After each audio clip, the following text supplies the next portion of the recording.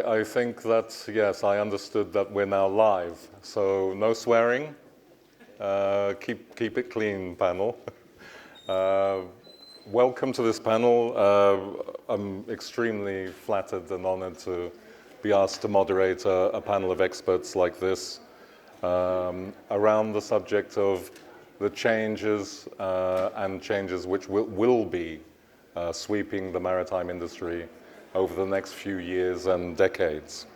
To briefly introduce my panel for the very knowledgeable shipping audience here today, they need no introduction, but nonetheless, Ioannis Xylas at the far end, shipowner and treasurer of the Union of Greek Shipowners. Professor George Theocharidis, professor of maritime law at the World Maritime University. In the center, Michael Søsted. I hope I pronounced it right. I'm not so bad with, unlike the previous British panel member, I'm not so bad with Greek names, but my Danish names are a bit shaky. Søsted, Michael Søsted. Managing Director of the Global Maritime Forum. On his right, Theodosis Stamatelos, the Regional Manager of Classification Society, Lloyd's Register, and next to me, my good friend, Ilias Tsakiris, the CEO of Hellenic Hull, and also now the Chairman of the Ocean Hull Committee, an extremely important committee of the IUMI, the International Marine Insurance Trade Body. So I have already warned my speakers that I was going to ask them, and each of them in turn, a sort of warm-up icebreaker question.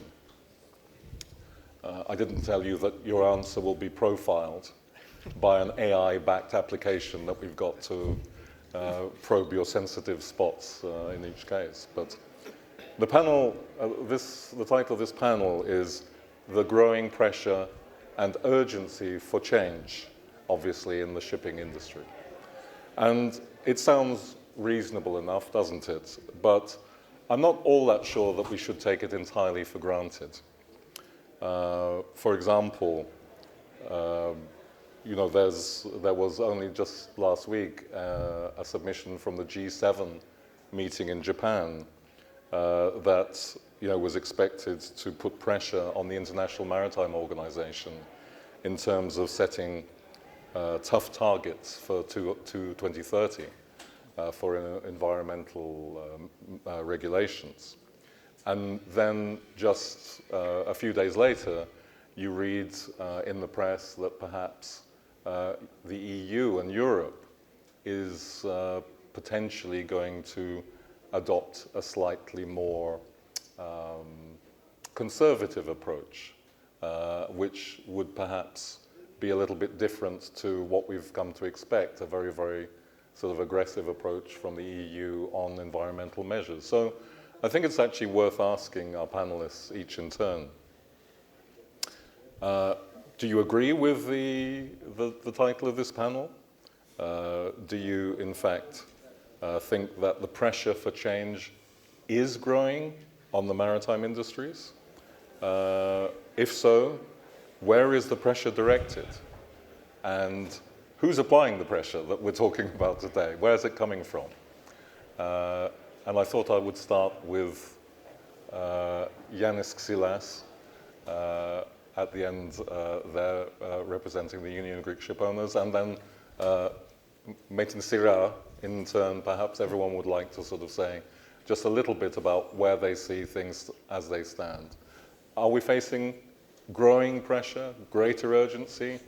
Where's it coming from? Yeah, I think the simple answer is yes, we are. And where is this pressure being directed? Obviously, it is being directed to the shipping industry. Why is that? I guess a lack of political constituency is not helping. It is making it an easy target. And further to that, I think the proliferation of various private initiatives is not helping either. It is creating confusion many times, And that has put a lot of additional pressure on the industry. Professor. Well, first of all, I'd like to extend thanks to the organizers for making this invitation to me. I feel very honored to be here. I endeavor to be succinct, as we agreed at the start. Indeed, the world is changing everywhere. We, as human beings, change. There is, therefore, also certain pressure which is exerted. And I will agree with the previous speaker that there is indeed a need for change in the industry because of that pressure. And the issue is between those stakeholders who are in this environment, who is the one that has the jurisdiction to exert that pressure, and then those that need to change because of that pressure. So that would be my first response. Mr. Søsted. Yes, I agree a lot of what's been said.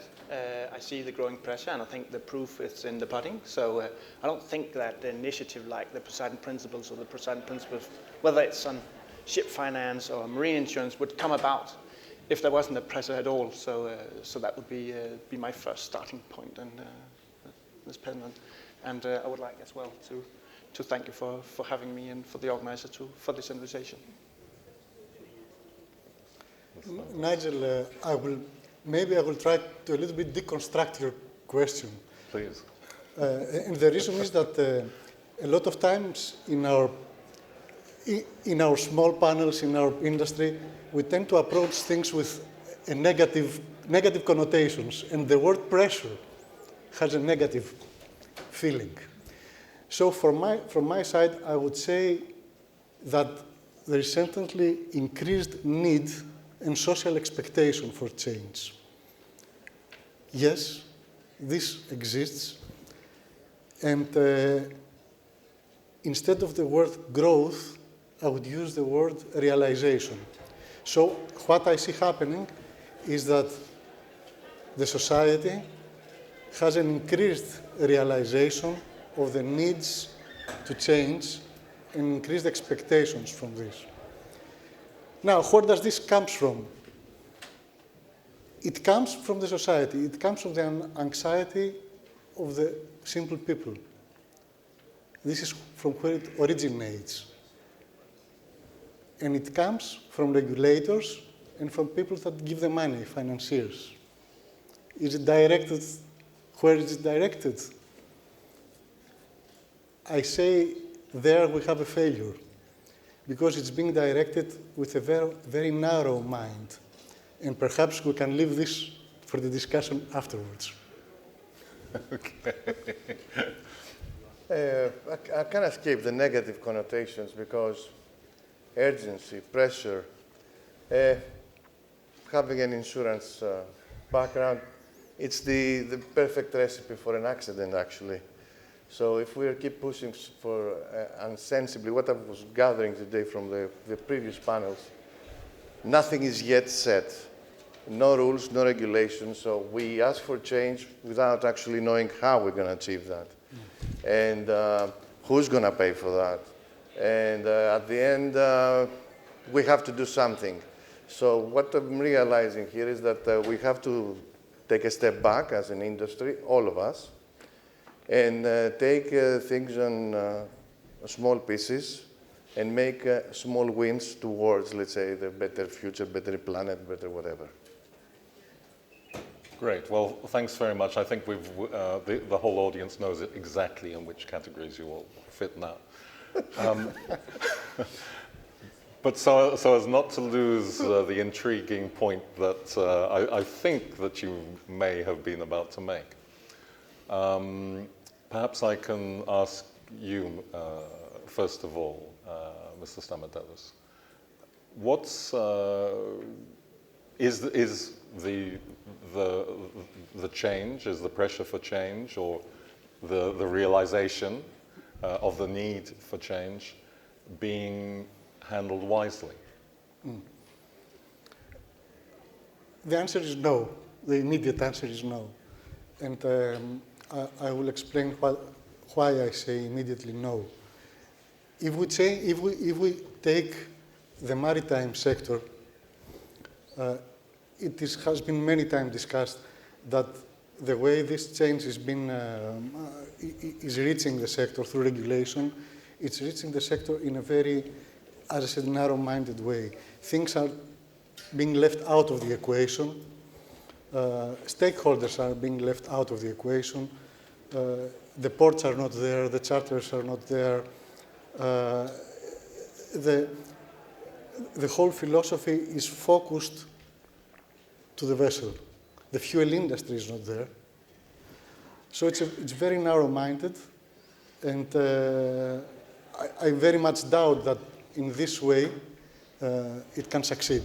Even within the maritime sector, within ships that are being targeted, still, even there, we have not been able, as an industry, to regulate it, to make the regulations sensitive to the particular trades, to the particular ship types, and it doesn't make, at the end, any sense. But if we go outside the maritime sector, because it is, as I said, it is a societal issue, do we address everything in a 3D manner, from start to end? Do we address the energy that our society and our world needs culturally? I mean, we continuously as a society, we want to consume more, we want to use more energy, we want to do more things. We are living in an inflation of energy needs. And if we are really serious about protecting the environment, we need to change the way we live. We need to live more humbly. We need to live consuming less energy. And then the rest will come. This is why I said it's not wisely distributed. Hope it makes sense. It does make sense to me, but as therapists say, there's a lot to unpack in that. So in an effort to do so, I think that, yes, you were talking about the focus perhaps being a little bit too narrow, and being very much on the vessel.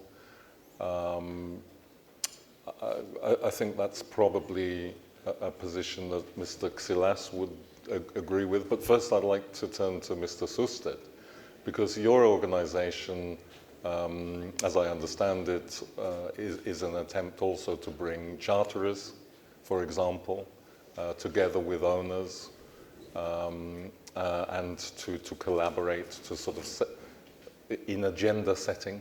Yeah.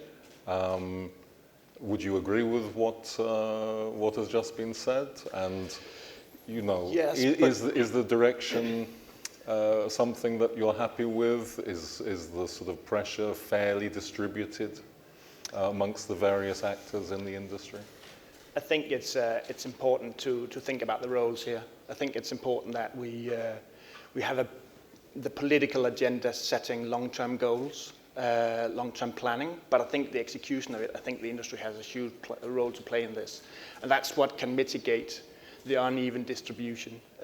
So this is an encouragement, and you're absolutely right, that is the role of the Globe Maritime Forum, to convene the industry across the value chain. So it's not just about ship owners or charterers, it's about the financial institution, insurance, it's about academia, everybody coming together to come up with common idea, shared ideas, tangible ideas on how to go forward. So it's really about collaboration. And I think this is we're in for the long run. I think when you have the conversation, I think it's okay to recognize and appreciate that we are in this conversation from different perspectives, and there's a different road we have to go. So if we have a political level that can say this is where we want to end, and this is a marathon, we need to end up at the same spot on the map, but the way there and the pace we go there is different, and that should be appreciated and should be supported from a political side as well, because there's a huge variety between what is the maritime industry? Is that a unity, or do we have to split it? But the Global Maritime Forum want to convene and bring in the different perspectives for this conversation. Yeah, I mean, I think there are different levels, aren't there? I mean, even with the ship owning and ship operating side, there are different sectors, obviously, which we'll hopefully come to in a moment. But just to push you on the collaboration, which obviously is important in what you say, why is the collaboration so important? And is there real collaboration going on at the moment? Because it does often seem like the pressure that we're sort of talking about is on the vessel and on the ship owner. And where is the collaboration coming from? From the charterers, but also beyond the ship operations, from the manufacturers, from the shipyards, from the other industry sectors that live off the ship and the ship owner sometimes. Is there real collaboration coming through? Are you able to sponsor that? Are you happy with the level of collaboration which is happening at the moment? Just to answer the last question, no, I'm not happy with the level, because I think that goes for an organization like the Global Maritime Forum. There are voices that we're missing that we would invite into the conversation. There are, just take the Greek community that's been such a world leader in the maritime industry for years, right? Have they been included in this conversation enough? I don't think so. On a practical level, the Global Maritime Forum is taking the annual summit to Athens this year, just to make sure that we get to engage. On the practical level, I think there are a lot of places where it makes sense, where I see cooperation. The Poseidon principles on the marine finance side of things came about at the inaugural annual summit for the Global Maritime Forum in 2018 in Hong Kong, where we had a group of ship owners in a working session saying, listen, we have a ship and we have a ship. This ship is going to be a stranded asset in 15 years. This is going to run on the future fuel. That should be reflected in the lending decisions. Why isn't that the case? And how can we work with the lenders to make this come about? And we had on the other side, in the same session, major lenders saying, we are met with a pressure for coming up with a suitable business model for this. And obviously the Global Maritime Forum said, you need to speak together, right? And we sort of convened major lenders and major owners, a few university institutions, the classification society, and brought them together to say, okay, how can we actually come up with not sort of the ambition, but actually work together to come up with something that could work in the real world. And that was how the Poseidon principle came about, really. And that's a clear example of connecting the dots and bringing people together in cooperation. I think the role that has been assumed by finance, by insurance, is extremely interesting, especially in the shipping context, and hopefully we'll be able to get on to discuss that. But perhaps first, Mr. Xylas, do you also put a similar importance on collaboration in terms of solving these problems? And is that what you're getting at the moment? Yes and no. Yes in the first part of your question, and no in the second part. What I mean by that is that I agree with Theodosis. There are a lot of stakeholders that today are out of the equation. They're off the hook. And the main reason is because IMO regulates shipping, doesn't regulate the rest of the stakeholders. So the ship is always an easy target. And although the shipping sector is very supportive of this change, it is today lacking the appropriate tools. What are those appropriate tools? The appropriate fuels, suitable fuels, and new technology, new engines. So unless those stakeholders step up to the challenge and come up with the appropriate fuels and the appropriate engines, there's not much that the shipping sector can do on its own to change. So we need more cooperation there. We need more pressure on the rest of the stakeholders.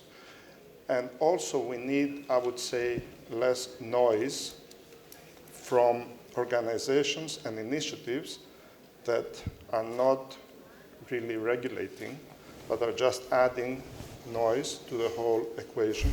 And many times this is rhetoric that is causing confusion rather than giving solutions. A previous panel also mentioned that it shouldn't be one size fits all as well, because Absolutely. The maritime sector is a very diverse... We have completely different business models within the sector. Look, for example, on the tramp shipping, which accounts for the vast majority of the business, and the ferry business or the liner sector. The needs and the capabilities are completely different. And unless people, and especially legislators, understand that, and the only way to understand it is to consult the expertise that the shipping sector has, unless so they understand that, there won't be appropriate solutions. One size doesn't fit all, obviously. And we've seen that I mean, a good example could be the CII, but I won't go into that because that could take us another 30 minutes here. So yes, we need more cooperation. We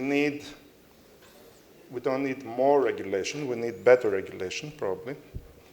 And we need less noise, I would say.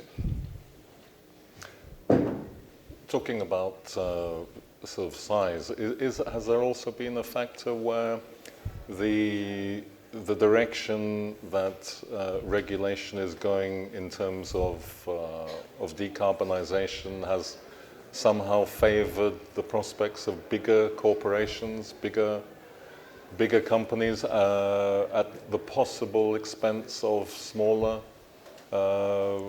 medium-sized companies? Would you like to pick that up, Ilias? The thing is that we're all saying that we have to cooperate, and I fully agree with Mr. Xylas that all the fingers are pointed to the shipowners. You need to do something now. You need to do something. In reality, this is not like that. This is not the case. For example, we, as insurers, we stand along with our clients, which is the shipowners, and we're saying that this insanity of going change, without regulation, without rules, will generate, let's say, a new series of claims, for example. So generating new series of claims that will, some of those technologies might be not used in the next 5 years. So we need to stand on this insanity and say, okay, let's hold on a second. Let's bring everybody on the table. And insurers are trying, let's say, to get together at least. But again, it was the Net Zero Insurance Alliance, for example, which is derived from the UN, whereas they made a promise that we won't have risks on our portfolio that they emit the greenhouse gases by 2050. We say that as insurers, but is this possible? We understand now on IMO, for example, that China is pushing for 2060, 2050 to move to 2060. So I'm just saying that fuel producers and regulators need to sit down on the same table. We can't be excluded. Financiers, insurers, owners, nobody should be excluded from this dialogue. That sounds perfectly reasonable. As Mr. Søsted mentioned earlier, financiers also, shipping finance has also taken a key role in, if I may dare use the expression, the pressure,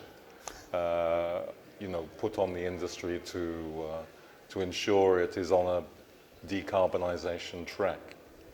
But is it satisfactory that at the moment it appears that often it's the shipping banks and the marine insurers that somehow are driving driving the trend? I will draw a distinction between bankers and insurers in a sense that if we cannot insure the risk, they won't give the loan.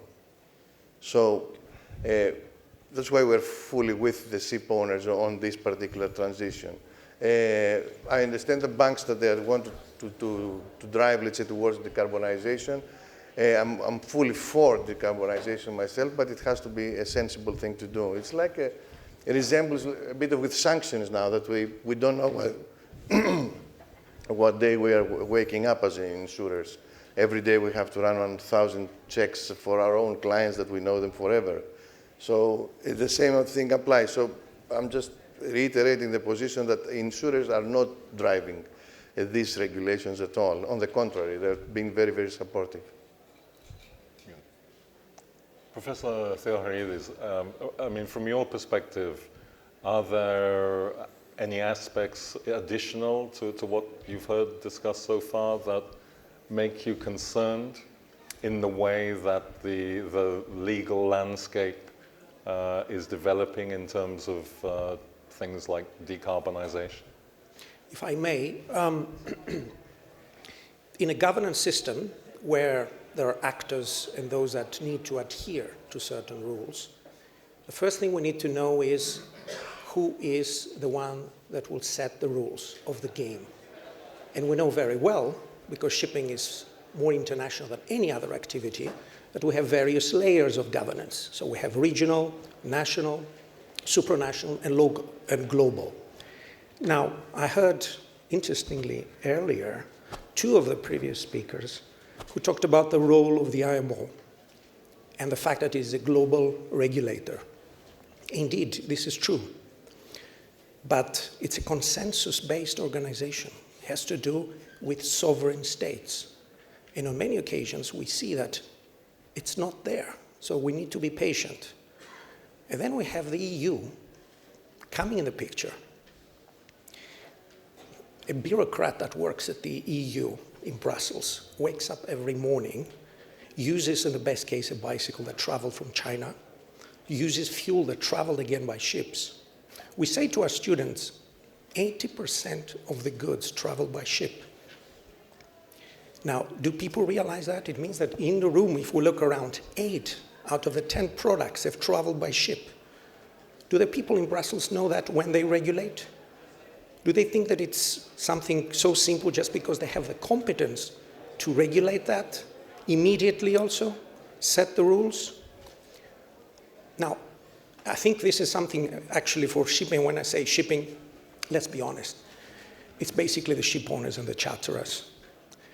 They have been for many years quiet achievers. They've done a lot. People don't know that. They don't. And this is proved by what happened with Ever Given. People, they were expecting their laptop, their iPhone, and they said, what's happening? Where's the delay? And then they started saying, okay, there's an accident there that happened in Suez Canal. And then others were asked to contribute general average.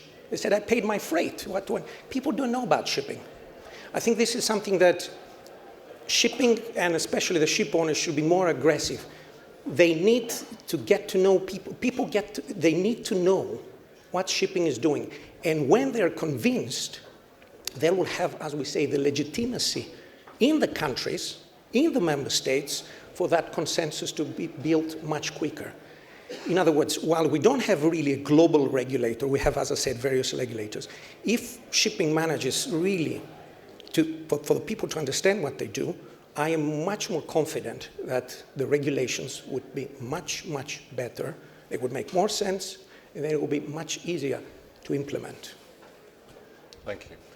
Mr. Stamatelos, just following from that, is there any particular aspect that you are worried about that if it's not addressed now and not addressed properly, it's going to cause significant risk to shipping going forward? More than one. More than one. Yeah. Your top 3.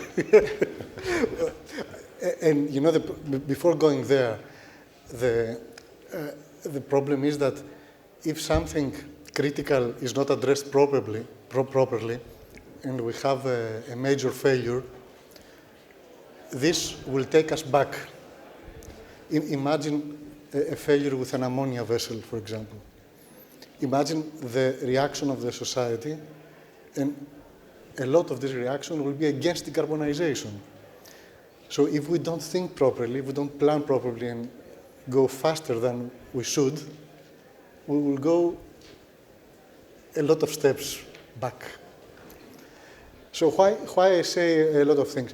It is the first time, what we are experiencing, it is the first time that a revolution is not driven by technology, but it's the other way around. We have a revolution coming from the society which needs to drive technology. This means that whatever we aspire has nothing complete in the framework needed to be done. So technology is not there. Maturity of investment is getting there, but it's not there. And maturity of the society understanding, acceptance, is not there. And in the last part, I will also include the human element, which is, if you ask me what is the top one, I would say the human element. We tend to forget. We think that things happen automatically. And we can add technologies, we can add requests, we can add regulation, and somehow, magically, this will happen. No. Somebody will need to do it, to do them on board the vessel. And this somebody is not trained properly and has a lot of fatigue. And we tend to forget this thing. So yes, we need to take everything into consideration, not forget that person on board, and not only on board, I would say also ashore. Human element is not only on the ship, it's on board, it's on the ports, it's everywhere.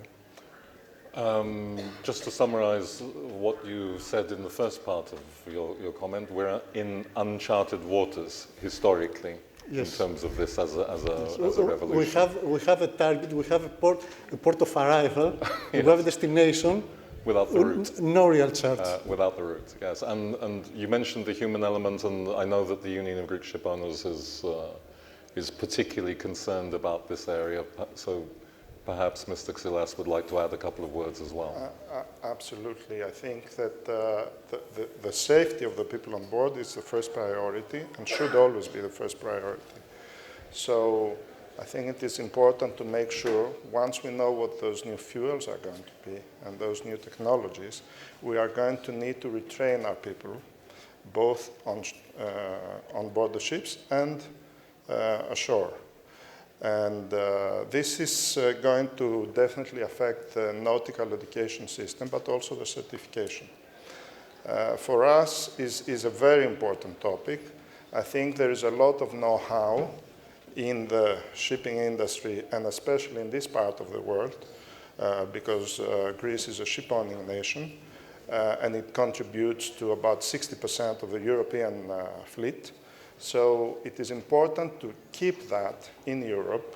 It is an asset for Europe, and especially with the growing pressure from Asia, there should be more focus and investment on that area. Greece can become a center for that, and train and educate the rest of the world, because there is a know-how here, and there is an opportunity to do that. So yes, I think we're placing a lot of emphasis on crew safety and on training of people on board and ashore. Great.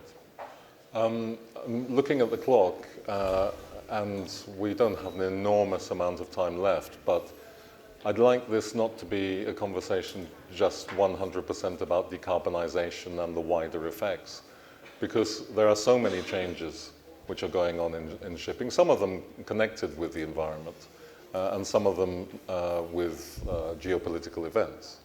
And at least a couple of those I'd like to touch on and give you the chance to comment on. So, you know, first of all, obviously there is the wider ESG, I'm going to say it again, pressure. Yes, it is. Say it again, pressure. And you know, it's a topical subject as well, because the European Union's Corporate Sustainability Reporting Directive is looming any week now. Yes. And it's just an example, I think, of the standard and the weight of the burden which potentially could hit shipping companies.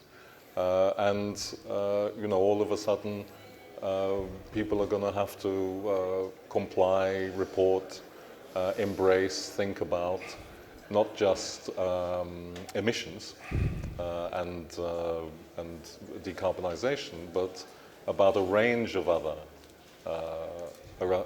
other issues, which, you know, probably 10, 20 years ago were at the very back of people's minds. So, you know, perhaps you would like Mr. Tsakiris to comment first of all about, you know, are you happy that this is happening? First of all, and how can people kind of face up to this tsunami?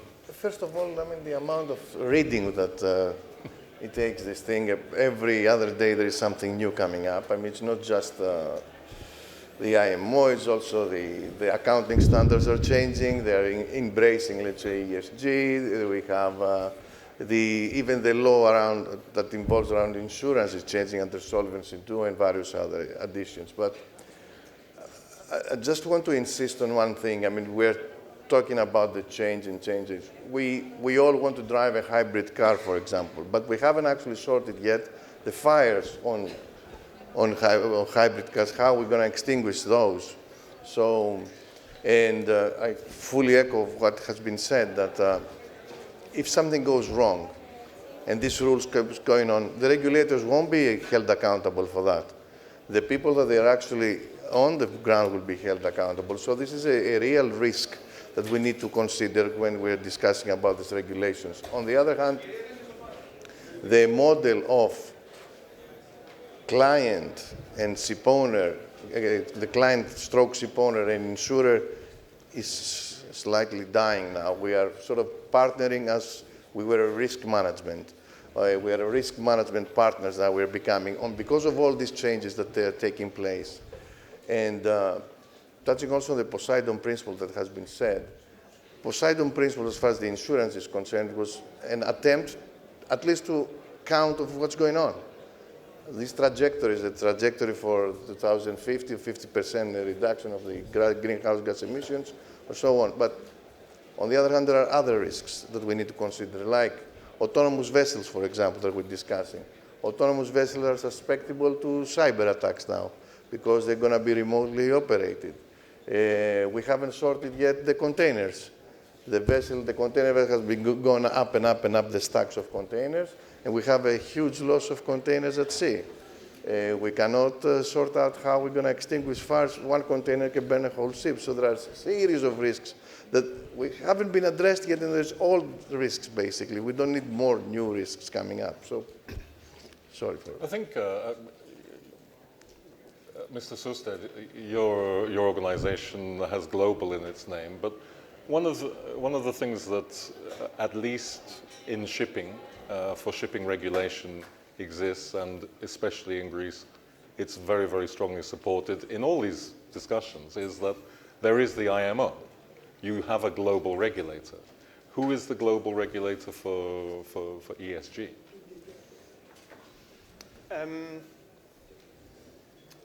I think that's where it gets tricky, right? Because when we discuss the pressure and the growing pressure, and your initial question was, where does that come from? Well, it comes from political side, it comes from customers, it comes from the entire ecosystem. I think there's obviously the level above IMO, and I want to point to the Climate Action Conference held by the UN Secretary General back in 2019, where shipping actually took center stage. And the point with the Climate Action Conference was that the Secretary General didn't want to convene those with the best speeches and the highest ambitions, he actually wanted to convene those who have something to show for. And I think it's interesting that shipping could take center stage in that. The point here is that, that there are sort of 5 established hard-to-abate sectors: chemical, land transportation, aviation, shipping, and cement production. That's sort of established as they're going to be tricky.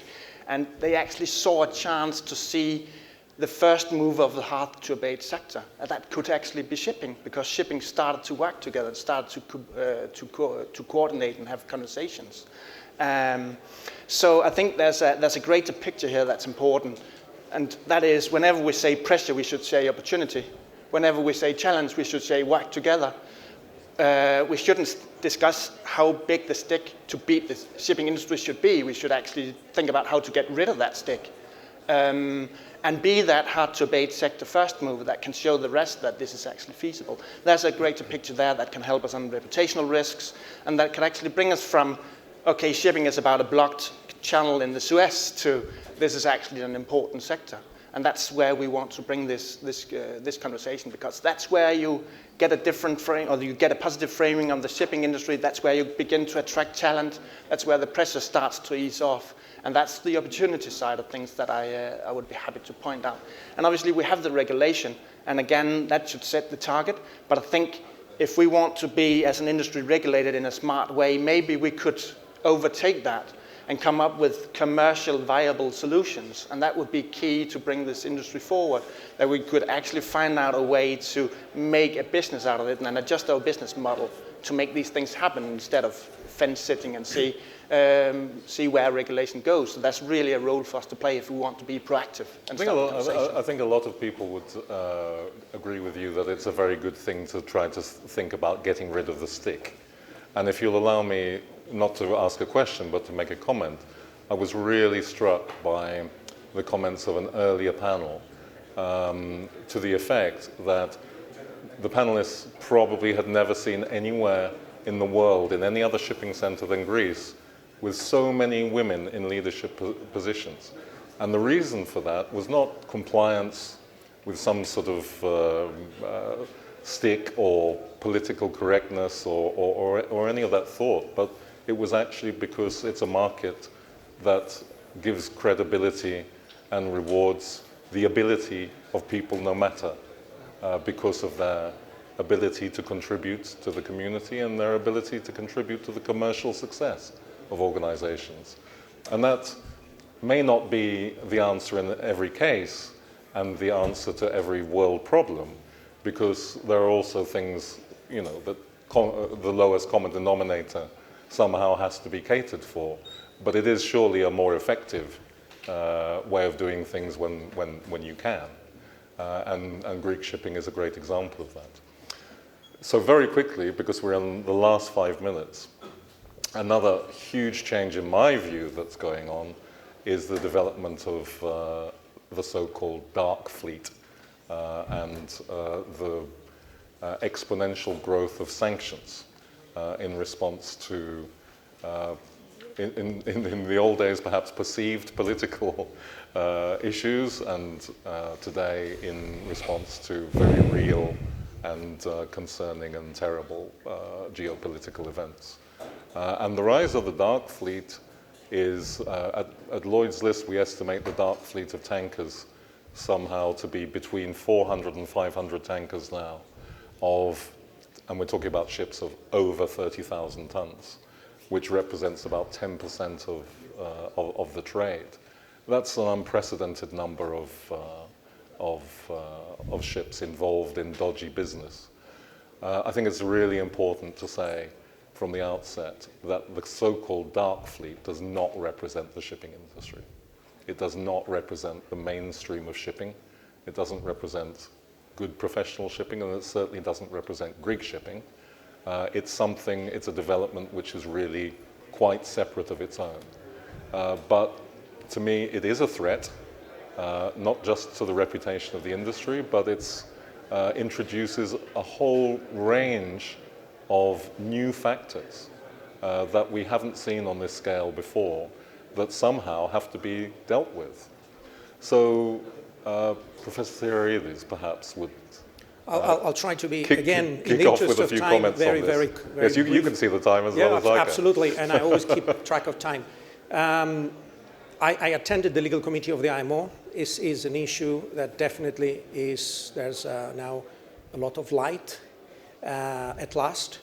The IMO has mandated World Maritime University and other entities to compile a report on the practices of fraudulent registration and fraudulent registries. As you said, it's not only a matter of reputation, because, as I said, shipping has to protect itself and its reputation, but it also is a big threat. We have these potential, there's a potential threat of marine pollution from these ships. And if I may, I think this is really the tip of the iceberg. There are a lot of vessels that have forged documents, which means that on specific matters of safety, they don't have the right training, the people there. And indeed, it is something that has to be tackled. But again, I'll stop here because I don't want to take time from the other speakers. Would anyone else like to weigh in on this particular subject? One extra dark thing about the dark fleet is that it gives vulnerability to protection of human rights on board the vessels. So it's another great dark profile. And it also drives through another door to some countries that are not very well governed and protected, drives pollution and risks towards these countries of the world, which we cannot accept as a global community. You're the insurer on the panel. Just saying that it's a massive risk, as you can appreciate. Is it somehow acceptable that the majority of these vessels are presumably uninsured or poorly insured? Poorly insured for sure. Very old ladies, actually, that they are, if dark fleet is mainly constituted by very old ships. But that gives you the whole idea of sanctions. Sanctions, we are suffering from sanctions. Not the actual wrongdoers, that the countries that are targeted are not suffering from that. We are suffering. We are facing a huge economic burden now. I was reading the other day that a bank has 30,000, a big lender, 30,000 people only in compliance, working in compliance. So I don't see the dark fleet is a huge issue, and also emphasizes the point that the world is not at sync at all on this particular agenda that we were trying to say before. With those words on the dark fleet, I hope everyone agrees that our great panel has shed light on an awful number of big subjects today, so please express your appreciation of them. Thank you.